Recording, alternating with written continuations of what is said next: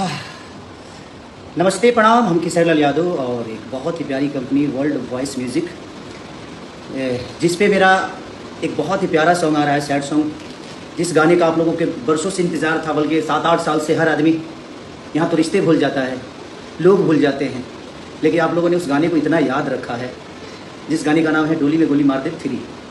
आपने 1 को बहुत प्यार दिया, 2 को बहुत प्यार दिया। तो वर्ल्ड वॉइस म्यूज़िक से ये गाना लॉन्च हो रहा है 16 तारीख को आप सबके बीच में। तो चैनल पे जाइए, सब्सक्राइब करिए ताकि नोटिफिकेशन आप सबको बहुत जल्दी मिल जाए। और अर्जेंट में बना रहा हूँ अपने ही जिम में, जो कि मुंबई में है, अपना घर में एकदम मस्त से करता हूँ जिम। तो इसीलिए डोली में गोली मार दे 3, जो कि पवन बाबा का लिखा हुआ गाना है और वर्ल्ड वॉइस म्यूजिक के बैनर पे बहुत ही लंबे समय के बाद खेसारी लाल यादव अपने फैंस का डिमांड पूरा की और डोली में गोली मार दे 3 गाना लेकर आ रहे हैं, जिसका मोशन पोस्टर किया गया है और पोस्टर दिया गया है। गाना बहुत ही नॉर्मल किया, जो कि आपने गाना लिखा हुआ है डोली में गोली मार दे पार्ट 1, 2 और 3 का बहुत दिनों 6 साल से हम लोग फैंस इंतजार कर रहे थे।